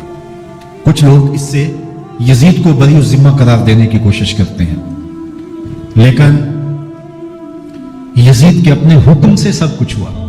ابن اسیر نے لکھا ہے کہ جب یزید مرا تو ابن زیاد دمشق آ رہا تھا، اس کے ساتھ مسافر بن شریح بھی تھا، تو اچانک وہ کچھ سوچنے لگا، تو مسافر بن شریح نے کہا کہ ابن زیاد میں تمہیں بتاؤں تم کیا سوچ رہے ہو؟ کہا بتاؤ۔ کہا تم یہ سوچ رہے ہو کہ میں نے نواسہ رسول کو شہید کیوں کیا؟ تو کہنے لگا کہ یہ مجھے یزید کا حکم تھا، اور اگر میں نواسہ رسول کو شہید نہ کرتا تو وہ مجھے قتل کر دیتا۔ اور جب مسلم بن عقبہ کو مدینہ المنورہ کی حرمت کو پامال کرنے کے لیے اور حضرت عبداللہ ابن زبیر رضی اللہ تعالیٰ عنہ کی خلافت کے اعلان کے بعد مکہ المکرمہ پر حملے کے لیے جو یزید نے بھیجا، تو اس سے قبل اس نے ابن زیاد کو کہا کہ یہ کام تم کرو، تو ابن زیاد نے جو جواب دیا وہ یہ تھا کہ میں تمہارے کہنے پہ پہلے ہی نواسہ رسول کو شہید کر چکا ہوں، اب نواسہ رسول کو شہید کرنا اور کعبۃ اللہ کی حرمت کو پامال کرنا، یہ دو چیزیں میں جمع نہیں کروں گا، اور اس نے بادشاہ کے حکم کا انکار کر دیا۔ تو یزید نے امام حسین رضی اللہ تعالیٰ عنہ کی شہادت کا حکم دیا تھا ابن زیاد کو، اور یہ دو گواہیاں میں نے ابن زیاد سے آپ کے سامنے رکھی۔ باقی اس کا یہ سیاسی پینترا کہ وہ تعصب کا اظہار کرے تو قاتل کی پشیمانی مقتول کی اہمیت تو بڑھا سکتی ہے، لیکن قاتل کے دامن سے قتل کا داغ نہیں دھو سکتی۔ تو حضرت امام حسین رضی اللہ تعالی عنہ کا قتل یزید کو اب نظر آ رہا تھا مجھے بہت مہنگا پڑے گا، آخرت تو برباد ہوئی، دنیا بھی میں نے برباد کر لی اور میری حکومت بھی مستحکم نہیں رہ سکے گی۔ تو اب اس نے یہ کہنا شروع کر دیا کہ خدا برا کرے ابن مرجانہ کا کہ وہ راستہ دے دیتا اور امام حسین کو میرے تک پہنچ دیتا۔ حضرت امام زین العابدین سے اب وہ لجاجت کرنے لگا اور کہنے لگا کہ حضرت آپ کچھ ارشاد فرمائیے۔ تو آپ نے 3 چیزیں ارشاد کی۔ آپ نے فرمایا ایک تو ہمیں خیریت سے مدینے بھیج دو، اور دوسری بات کہ قاتلان حسین کو ان کے کیفر کردار تک پہنچاؤ، اور تیسری بات مجھے دمشق کی جامعہ مسجد میں خطبہ جمعہ کی اجازت دو۔ اس نے کہا کہ خطبہ جمعہ کی اجازت بھی دیتا ہوں، آپ کو خیریت سے مدینۃ المنورہ بھی روانہ کر دیا جائے گا، لیکن قاتلان حسین کو کیفر کردار تک پہنچانا یہ میرے بس میں نہیں ہے، یہ ممکن نہیں ہے۔ اب مجھے بتائیے حاکم وقت ہو اور اتنا بڑا سانحہ اور واقعہ ہو گیا ہو تو وہ وہیں کھڑے کھڑے معذرت کر لے کہ یہ اس بات کو رہنے دو، تو اس کا مطلب سمجھنے میں کسی بھی باشعور شخص کو دیر نہیں لگتی۔ اسے چاہیے تھا کہ وہ کہتا کہ میں اس کی تحقیق کروا کے جو بھی مجرم ہے وہ کیفر کردار تک پہنچے گا، اور آپ نہ بھی کہتے تو یہ میں کرتا چونکہ میں حاکم وقت ہوں۔ لیکن اس نے فوراً کہا کہ یہ ممکن نہیں ہے، تو اس کا مطلب کیا کہ مجرم میں خود ہوں، تو میں اس سے جو ہے وہ بچنا چاہتا ہوں۔ تو اس نے حضرت امام زین العابدین کو کہا 2 شرطیں تو قبول ہیں، لیکن یہ تیسری شرط قبول نہیں ہے اور یہ ممکن نہیں ہے۔ تو یہ واضح اس بات کا اشارہ ہے کہ یزید کے حکم سے، اس کی منشا سے اور اس کے کہنے سے حضرت امام کو شہید کیا گیا، اور اس نے حضرت امام حسین رضی اللہ تعالی عنہ کے مبارک لبوں پر چھڑیاں بھی ماری اور آپ کے دانتوں پر ضربیں لگائی چھڑیوں۔ وہ تو ایک صحابی وہاں موجود تھے جو کھڑے ہو گئے، انہوں نے کہا ارفع ھذا القدیب عن ھاتین الشفتین، ان ہونٹوں سے چھڑی ہٹا لے، میں نے ان آنکھوں سے رسول اللہ کو یہ ہونٹ چومتے ہوئے دیکھا۔ جس طرح ابن زیاد کے دربار میں ہوا تو یہاں بھی ہوا۔ اللہ اکبر۔ تو یزید اپنے تئیں خوش تھا، لیکن لوگوں کے احتجاج کی سکت نہیں لا سکتا تھا کہ نواسہ رسول کو شہید کر دیا گیا، تو وہ یوں اپنی بات کو چھپانا چاہتا تھا اور بات ابن مرجانہ ابن زیاد پہ ڈالنا چاہتا۔ لیکن ابن زیاد کہتا ہے کہ اگر یزید کے کہنے پہ میں امام حسین کو قتل نہ کرتا تو میں قتل کر دیا جاتا، اور میں غزوہ کعبہ اور قتل امام حسین دونوں کو جمع نہیں کر سکتا، لہٰذا اب میں یزید کا یہ حکم نہیں مانوں گا، اس نے پہلے مجھ سے بہت بڑی زیادتی کروائی ہے۔ یہ تاریخ کی معتبر کتابوں کے اندر موجود ہے۔ اب یزید نے کہا 2 باتیں مان لیتا ہوں، آپ کو مدینۃ المنورہ بھی رخصت کر دیتے ہیں، اور دوسرا آپ کو مسجد دمشق میں خطبہ کی اجازت بھی دیتے ہیں۔ اللہ اکبر۔ یہ وقتی تصرف تھا اس کا، ورنہ یہ کون ہے اجازت دینے والا؟ ممبر تو حسین ابن علی کے نانے کا ہے۔ خیر مسجد دمشق میں گئے، لوگوں کا ہجوم تھا، حضرت امام زین العابدین ممبر پہ جلوہ فراز ہوئے۔ خطابت تو ان کے گھر کی لونڈی ہے، تو جب آپ نے کھڑے ہو کر کے خطبہ دیا اور فضائل و مناقب اہل بیت بیان کیے، لوگوں کے سینوں کے اندر آتش محبت اہل بیت کی جوش مارنے لگی۔ یزید ڈر گیا کہ اگر کچھ دیر خطبہ جاری رہا تو کہیں ایسا نہ ہو کہ لوگ میرے خلاف اٹھ کھڑے ہوں، تو اس نے مؤذن کو اشارہ کیا اور وہ اذان دینے لگا۔ تو اس نے کہا اللہ اکبر اللہ اکبر، تو حضرت امام زین العابدین نے کہا اس میں کوئی شک نہیں کہ اللہ سب سے بڑا ہے۔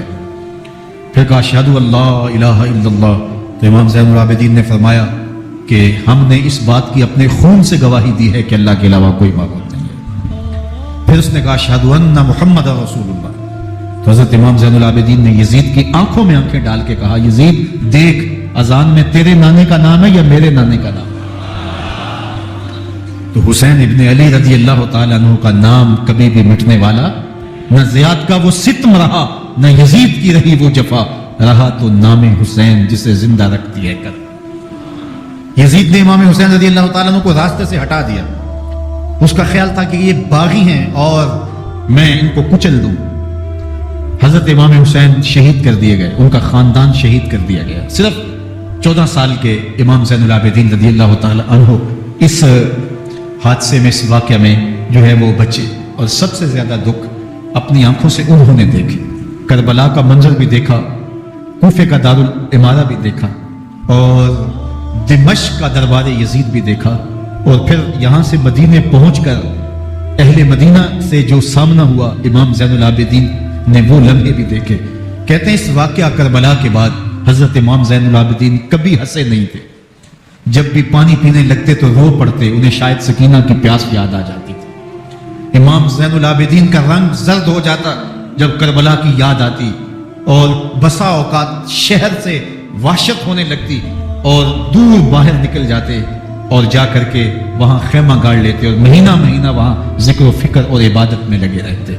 امام زین العابدین کے ہاتھوں میں ہتھ کڑیاں، پاؤں میں زنجیریں، اور اونٹ پہ باندھ کر کے جب حضرت امام زین العابدین کو شہیدوں کی لاشوں کے قریب سے گزارا گیا تو غشی پہ غشی طاری ہو رہی تھی امام زین العابدین پہ، اور وہ گھڑیاں بھی امام زین العابدین پر کتنی دردناک تھیں کہ جب شہزادیاں اونٹوں کے ساتھ باندھی گئی تھی اور امام زین العابدین اپنے بابا کا سر اپنے سامنے چلتا ہوا دیکھتے تھے، اور یہ دردناک لمحے کہ جب رات کی گھڑی آئی تو زینب سلام اللہ علیہ نے دیکھا کہ زین العابدین کے آنسو نہیں تھمتے، ان کو غشی پہ غشی آتی ہے، تو وہ آگے بڑھ کے ان کو اپنی آغوش میں سمیٹتی ہیں اور کہا زین العابدین کیا ہوا؟ کہا کہ پپو جان اگر ہو سکے تو بابا کا سر کچھ دیر کے لیے میرے گود میں نہیں آ سکتا ہے۔ وہ وقت بھی امام زین العابدین پہ آتا جب زخم اور درد اور دکھ حد سے تجاوز کرتے ہیں تو زین العابدین مدینہ کی طرف منہ کر لیتے ہیں اور حضور کی بارگاہ میں ہوا کے ہاتھوں پیغام بھیجتے ہیں، ان ملتا یا ریح الصبا یوما الی ارض الحرم بلغ سلامی روزتا فیہا النبی المحترم یا رحمتا للعالمین ادرک لزین العابدین محبوس عید الظالمی فی الموکب والمزدحم۔ امام زین العابدین نے یہ سارا دردناک منظر اپنی آنکھوں سے دیکھا اور یہ سارے دکھ سہے۔ امام زہری کہتے ہیں کہ ولید کے زمانے میں دوبارہ امام زین العابدین کو پکڑ لیا گیا اور ان کے ہاتھوں میں دوبارہ ہتھ کڑیاں اور پاؤں میں بیڑیاں ڈال دی گئی۔ میں ملنے گیا تو جو ہی امام کے ہاتھوں میں ہتھ کڑیاں دیکھی تو میرا دل ڈولنے لگا اور میری آواز گلے میں دب گئی اور آنسو تھے کہ تھمتے نہیں تھے۔ تو امام زین العابدین نے مجھے دیکھا تو مجھے تسلی دیتے ہوئے کہا زہری کیا ہوا تمہیں؟ تو میں نے کہا حضرت کربلا میں تھوڑے دکھ دیکھے تھے اور اب یہ حالت مجھ سے دیکھی نہیں جا رہی۔ تو امام زین العابدین نے ان زنجیروں کو اور ان ہتھ کڑیوں کو جن سے آپ جکڑے گئے تھے جھٹکا دیا، لوہے کی زنجیریں ٹوٹ گئی۔ کہا زہری ہم اللہ کی تقدیر پہ راضی ہیں ورنہ یہ زنجیریں کیا ہوتی ہیں۔ امام زین العابدین کو اللہ نے عزتوں سے نوازا تھا، ہر دور کے حق میں وقت ڈرتے تھے اور ان کی عزت سے حسد کرتے تھے۔ ولید بن عبد الملک بنو امیہ کا بڑا تگڑا حکمران گزرا ہے۔ ایک دن طواف کرتے کرتے حجر اسود کے سامنے آیا، اس کے دل میں آیا کہ میں حجر اسود کو بوسہ کروں، لیکن رش اتنا تھا کہ آگے بڑھنے کی ہمت نہ ہوئی اور پیچھے ہٹ کے کھڑا ہو گیا کہ رش کم ہوتا ہے تو میں حجر اسود کو چومتا ہوں۔ اتنے میں امام زین العابدین رضی اللہ تعالی عنہ وہ بھی طواف کرتے کرتے حجر اسود کے قریب آئے، ایک لمحے کے لیے توقف کیا، لوگوں نے راستہ چھوڑ دیا۔ امام زین العابدین آگے بڑھے، حجر اسود کو چوما، پھر آگے بڑھ گئے۔ ولید بن عبد الملک کو بڑا غصہ آیا کہ لوگوں نے میرے لیے تو راہیں نہیں چھوڑی اور زین العابدین کے لیے راہیں چھوڑ دی ہیں۔ تو وہ اپنے درباری شاعر کو، فرزدق کو جو اس کے ساتھ کھڑا تھا، اس کو پوچھتا ہے من ہاذا، یہ کون ہے؟ حالانکہ اسے پتا تھا یہ امام زین العابدین۔ بعض اوقات سوال تفہیم کے لیے کیا جاتا ہے، سمجھنے کے لیے کیا جاتا ہے، اور بعض اوقات سوال تحقیر کے لیے کیا جاتا ہے۔ جس طرح کسی شخص کو آپ پسند نہ کرتے ہو اور وہ کوئی کام کرے تو آپ کہتے ہیں یہ کون ہے، یہ کون ہے؟ تو اس نے کہا من ہاذا، یہ کون ہے؟ اب فرزدق شاعر تھا اور درباری شاعر تھا، اسے اچھی طرح پتا تھا کہ من ہاذا سے بادشاہ کیا سننا چاہتا ہے، لیکن آج اس کی غیرت ایمانی جاگی۔ بادشاہ نے کہا من ہاذا، یہ کون ہے؟ تو فرزدق نے بادشاہ کی آنکھوں میں آنکھیں ڈال کے کہا بادشاہ تو نہیں جانتا یہ کون ہے؟ اس کو تو بطحا کے سنگ ریزے بھی جانتے ہیں، اس کو تو زمین والے بھی جانتے ہیں، آسمان کے فرشتے بھی جانتے ہیں۔ یہ فاطمہ کا بیٹا ہے، یہ علی کا شہزادہ ہے، یہ رسول اللہ کا نواسہ ہے۔ तेरा मन हाजा कहना इस मारफा को नकरा नहीं करेगा। ये कल भी मारफा था, ये आज भी मारफा है। खड़े खड़े इमाम ज़ैनुल आबिदीन की शान में एक तवील कसीदा लिख दिया। बादशाह तो इससे कुछ और सोच रहा था, उलट हो गया, उसने एक फर्जदक को जेल में डाल दिया। इमाम ज़ैनुल आबिदीन को पता चला, आपने अशरफियों की 2 थैलियां खादिम के हाथ भेजी कि हमारी वजह से तुम्हारे ऊपर ये उफ्ताद पड़ी है। तो उसने थैलियां कबूल की, चूमा आंखों से लगाई और फिर खादिम के हाथ में देते हुए कहा, इमाम को मेरा सलाम दे देना और कहना हजरत सारी जिंदगी में टकों के लिए, इन पैसों के लिए, अशरफियों के लिए शायरियां की हैं। ये जो मैंने कसीदा लिखा है आपके नाना की शफात के लिए लिखा। जो दिलों को फतह कर ले वही फातिह जमाना। इमाम हुसैन को तो काट दिया गया ना, इसलिए काट दिया गया कि ये हमारी हुकूमत से बगावत कर रहे हैं। उन्होंने ये कहा, बहाना ये बनाया, नज़्म हुकूमत में ये मुखिल हो रहे हैं, लिहाजा उन्हें शहीद कर दिया गया। ना सिर्फ उन्हें शहीद किया गया, सर काटे गए, नेज़ों की नोक पे चढ़ाए गए, लाशों पे घोड़े दौड़ाए गए। क्या क्या जुल्म था, क्या क्या जबर था जो रवा नहीं रखा गया। प्यासा रखा गया, भूखा रखा गया, 6 माह के बच्चे भी नहीं छोड़े गए। इमाम हुसैन जब हजरत अली असगर को अपने हाथों पे उठा के फुरात के किनारे जा खड़े हुए तो आपने अश्किया से मुखातब होकर कहा कि तुम्हारी लड़ाई तो मुझसे है, 6 माह के बच्चे ने तुम्हारा कुछ नहीं बिगाड़ा। चुल्लू से पानी भरा ताकि असगर का हलक तर हो जाए, तो पानी अभी हलक तक नहीं पहुंचा, 2 शाखा सनसनाता हुआ तीर आया और अली असगर का गला चीर गया। और कहते हैं वो जो तीर था जो हजरत अली असगर का गला चीर के आगे गुजरता है, वो तीर था जो जानवरों को मारने के लिए इस्तेमाल किया जाता है। गर्दन लटक जाती है, खून बहने लगता है। इमाम हुसैन उस खून को आसमान की तरफ उछाल के कहते हैं, मालिक हुसैन की ये कुर्बानी में कबूल फरमा ले। नस्ल मिटा दी गई, शहीद कर दिए गए, घोड़े दौड़ाए गए। सादाते किराम, इस्मत शियार पैगंबर ज़ादियों को ऊंटों पे बिठाया गया, रस्सियों से जकड़ा गया, चादरें छीनने की कोशिश की गई, क्या कुछ नहीं हुआ। तारीख दर्दनाक है और ये पैगंबर के मानने वालों ने, कलमा पढ़ने वालों ने ये सब कुछ किया। बेमुरव्वत, बेवफा, तेरा भी क्या अफसाना है, जिसने अपनी ही शमा को गुल किया तो वो परवाना है। लेकिन यजीद की दलील ये थी कि ये हुकूमत का नज़म चलता है, इसे चलने दिया जाना चाहिए, इन्होंने क्यों रुकावट डाली है, लिहाजा ये बागी हैं, इनको काट दिया जाए। मैं कहता हूं इमाम हुसैन को शहीद कर दिया गया, उनके आयान अंसार को शहीद कर दिया गया, पूरे खानदान को प्यासा रख के ज़बह कर दिया गया, 6 माह के बच्चे भी नहीं छोड़े गए, 80 साल के बूढ़ों को भी शहीद किया गया, खवातीन को ऊंटों पे बिठाया गया और गली गली इस्मत माब पैगंबर रहमत की शहजादियों को कूफे और दमिश्क के बाजारों के अंदर बताया गया। तो मुझे बताएं उसके बाद यजीद की हुकूमत ने क्या किया, उनका क्या कारनामा था। कितने मुहद्दिस पैदा हुए, कितने मुफक्किर पैदा हुए, कितने जर्नैल पैदा हुए, कितने सूफी पैदा हुए। कौन था जो उनके तख्त व ताज और उनकी हुकूमत जिसको बचाने के लिए इतना बड़ा हादसा कर दिया और पैगंबर के बेटों को शहीद कर दिया। तो क्या फिर उस हुकूमत ने किया यजीद ने? यजीद का अपना बेटा तख्त पे बैठने के लिए तैयार नहीं था। 6 माह के बाद उसकी लाश घर से निकली, उसने कहा कि ये तख्त जो है वो आले रसूल के खून पे बना है, मैं इस पे नहीं बैठूंगा। और रुस्वा हो गए। और यजीद जिसको जोन था कि मैं इतनी बड़ी सल्तनत का मालिक हूं, इसको बचाना है, उस सल्तनत ने इस्लाम के लिए क्या किया मुझे बताओ। कौन से जर्नैल पैदा किए, कौन से हुक्मरान पैदा किए, उसने कौन से तवाना लोग पैदा किए, कौन से मुहद्दिस, कौन से मुफक्किर, कौन से मुसले पैदा किए। और जिस खानदान को काट दिया गया, सिर्फ एक 14 साल का अली औसत ज़ैनुल आबिदीन बचा।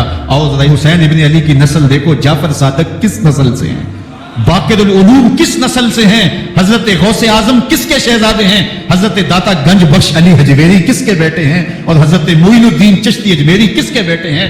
आज जमाने को जो भी दिया है हुसैन के बेटों ने दिया। यजीद तख्त बचाकर भी उम्मत को कुछ ना दे सका और इमाम हुसैन ने सब कुछ लुटा के उम्मत को ईमान की बहारें अता कर। आज जहां भी मिंबरों मेहराब की रौनक नजर आ रही है, इसके पीछे हुसैन का कोई बेटा खड़ा हुआ नजर। अल्लाह अकबर, इस दीन के खाके में रंग ही हुसैन इब्न अली के खून ने भरा है। हुसैन अगर ना शहीद होता तो आज घर घर यजीद होता, इस्लाम की अजमत अया न होती, खुदा के घर में अज़ा न होती, बार इलाहा नौहा सुनाता फिरता, ता रोज़े जज़ा अश्क बहाता फिरता, इमदाद न करते अगर करबला में हुसैन, इस्लाम तेरा ठोकरें खाता।